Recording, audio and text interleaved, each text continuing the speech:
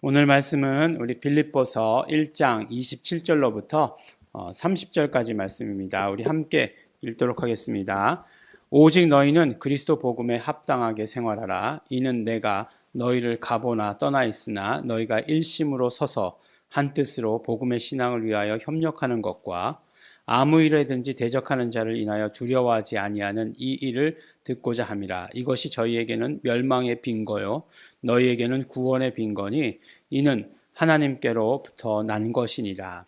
그리스도를 위하여 너희에게 은혜를 주신 것은 다만 그를 믿을 뿐 아니라 그를 위하여 고난도 받게 하심이라. 너희에게도 같은 싸움이 있으니 너희가 내 안에서 본 바요 이젠 또 내 안에서 듣는 바니라. 아멘. 네, 오늘 말씀은 우리 보면 이제 그리스도 복음에 합당하게 생활하라라고 하시는 말씀으로 시작하고 있습니다. 이제 그리스도 복음에 합당하게 생활하라라고 이렇게 얘기하는 것은 그 복음의 가치에 맞는 삶을 살아라라고 이렇게 말씀하는 것과 같아요. 가치에 맞게. 그러니까 복음의 가치가 어떻다라고 생각하는 것, 복음의 가치가 얼마마다라고 생각하는 것만큼 그렇게 살아야 된다라고 얘기하시는 것이고, 또 그 복음의 가치를 얼마만큼 생각하는 정도로 살게 되어 있다는 거예요. 네. 우리가 복음의 가치가 보잘것없으면 보잘것없게 여기면서 살게 된다는 거예요. 하지만 복음의 가치가 크기 때문에 크다라고 생각하면 그 큰 것에 맞춰서 산다는 것입니다. 가만히 보면 모든 어떤 우리 마트에 가서, 요새는 그렇죠, 마트에 가서 보면 물건마다 다 가격표가 붙어 있죠. 특히 뭐 대형마트인 거일수록 가격표가 없는 물건은 요새 거의 없어요. 뭐 이거 얼마예요? 물을 것도 없어요. 가격표가 다 붙어 있습니다. 그래서 이건 얼마짜리고 이건 얼마짜리고, 심지어는 어떻게 사죠? 이걸 두 개 사는 게 낫냐, 큰 거 한 개 사는 게 낫냐라고 하는 거 다 이렇게 비교해 보면서 사지 않습니까? 그렇게 어떤 물건의 가치는 가격으로 결정이 되는 거예요. 근데 물론 가치라는 걸 생각해 볼 때, 물건 가격이죠. 물건 가격. 그렇지만 가치라는 것이 재료 가격만으로 결정되는 건 아니에요. 보면은, 강남에서 땅 한 평 살 수 있는 거 가지고 어디 저 시골 가면 산 하나 살 수 있어요. 그런 경우도 없지 않아 있어요. 그러면 무엇입니까? 딱 똑같은 땅 하나인데 거기서 나오는 광물질이 서로 다를 것이냐? 그렇지 않을 것 같죠. 오히려 산에 더 많은 것들이 들어있을 것 같은데, 그럼에도 불구하고 가치는 달라요. 그만큼 이런 어떤 그 가치라고 하는 것이 정해져 있다라고 하는 것을 알아야 돼요. 근데 이제 복음의 가치는 그럼 얼만큼이냐라고 하는 거죠. 복음의 가치. 복음의 가치가 얼만큼일까요? 그 독일의 그 유명한 신학자죠. 그 본헤퍼라고 하는 사람이 The Cost of Discipleship이라고 하는 책을 썼습니다. 그러니까 discipleship, 제자도의 가치, 뭐 이런 것들을 쓴 거죠. 거기서 이제 그 뭐라고 얘기했냐면, 그가 사용한 말 가운데 cheap grace라고 하는 말을 사용했어요. 물론 독일어로 썼겠죠. 근데 cheap grace, 값싼 은혜라고 하는 말을 썼어요. 그러니까 우리가 이 은혜가 우리가 값없이 주어지는 선물이다라고 얘기하니까 그것이 값싼 은혜라고 생각하는 경우가 너무나 많다는 거죠. 근데 값 없다라고 하는 말은 어떤 의미죠? 값으로 책정할 수 없다라고 하는 것이에요. 그 가치를 이 땅의 어떤 것으로도 그 가치를 책정할 수 없다라고 하는 거죠. 그도 그럴 것이 그 은혜의 가장 근본이 되는 것이 무엇입니까? 바로 예수 그리스도께서 대속하신 것이잖아요. 예수 그리스도께서 우리의 모든 죄의 값을 대신 치러주신 것이에요. 무엇으로요? 피 흘리심으로, 목숨으로. 독생자의 목숨의 값을 무엇으로 책정할 수 있겠는가 하는 거예요. 그러니까 값으로 측정할 수 없다. 그래서 값없는 은혜지, 그것이 cheap grace, 값싼 은혜는 결코 아니다라고 하는 그런 말씀이에요. 그런데 오늘날 크리스찬들이 그 은혜를 어떤 은혜로 알고 있느냐? 값싼 은혜로 취급하는 경우가 많다라고 하는 것이에요. 그걸 어떻게 알 수 있습니까? 복음에 합당한 삶을 사는데 그 삶 자체를 보면 정말 예수 그리스도의 보혈의 그런 어떤 능력과 관계없는 그런 삶을 살고 있다라고 하는 것이에요. 크리스찬임을 드러내지도 않는다는 것이에요. 그러니까 그것은 무엇이에요? 그 복음을 값싸게 생각했다라고 하는 것에 증거가 된다라고 하는 것입니다. 그렇기 때문에 우리는 값없는 은혜라고 얘기할 때 그것이 값싼 은혜가 결코 아니라고 하는 것을 알아야 돼요. 예수 그리스도께서 목숨을 버리시면서 그 값으로 우리를 사셨다라고 하는 그 사실을 항상 기억해야 합니다. 그래서 우리가 그냥 구원이라고 하는 것보다 구속, 대속이라고 하는 말씀을 강조하는 이유가 거기 있어요.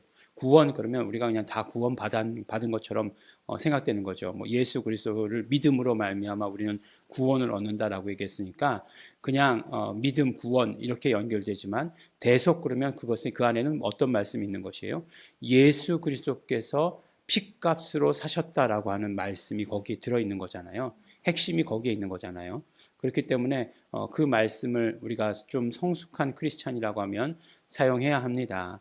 그래서 우리가 그 복음의 값어치, 복음의 가치, value에 합당한 그런 삶을 살아야 된다라고 이렇게 이야기하는 거죠. 예, 오늘 뭐 말씀 전하다 보니까 뭐 아는 영어 뭐 다 썼죠. 예, 왜 이렇게 막 이렇게 여러 가지 말을 쓰느냐? 어쨌든지 간에 복음의 가치가 그렇게 저거하지 낮지 않다는 거, 싸지 않다는 거예요.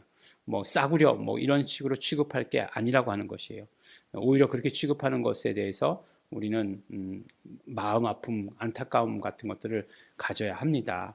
복음은 그 가치를 우리가 이 세상의 그 어떤 것으로도 측정할 수 없는 것이에요.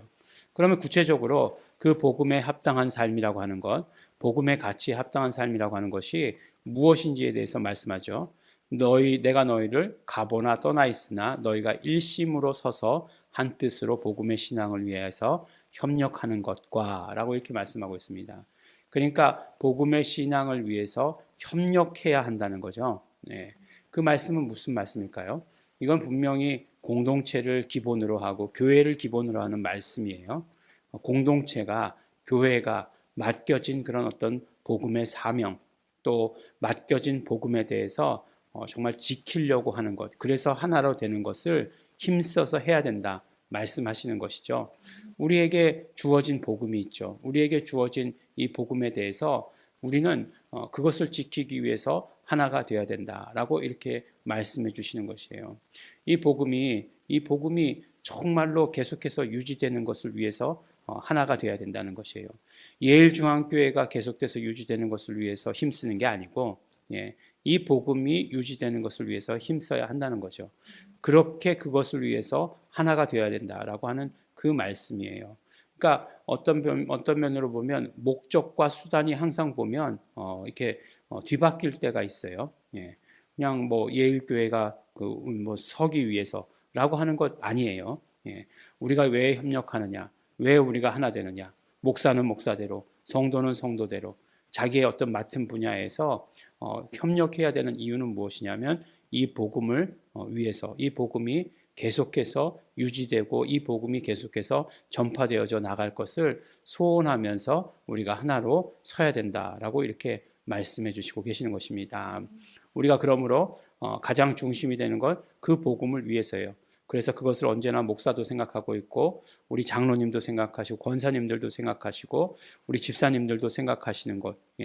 그 다음에 그것을 위해서 협력하기 위해서 물질도 드리는 것이고 우리의 헌신도 드리는 것이고 우리의 열정도 드리는 것이에요. 그것을 위해서 하나가 되어야 되는 것입니다. 두 번째로는 대적자들을 두려워하지 않는 것이에요.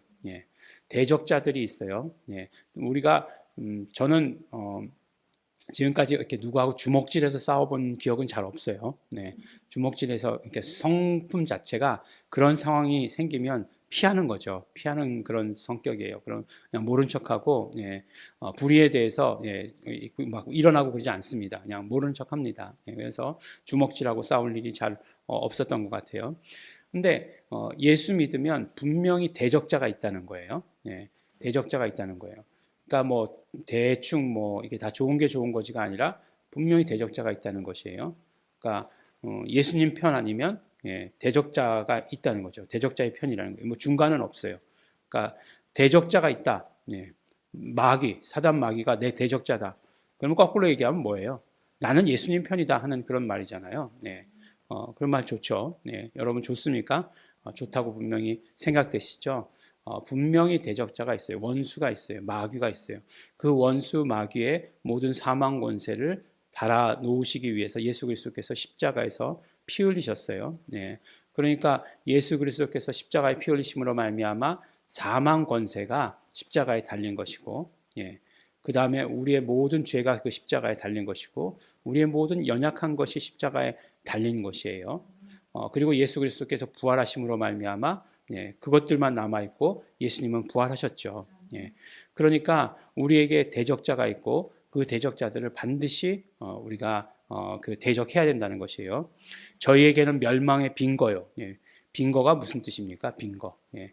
빈거는 사인이란 말이에요. 그러니까 저들에게 있어서 그것은 멸망의 사인이고 우리에게는 구원의 사인이다.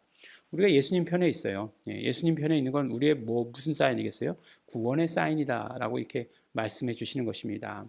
그러므로 우리가 대적자들이 있을 때 분명히 대적자들을 대적하는 것, 이것이 바로 복음에 합당한 삶의 두 번째가 되는 것이에요.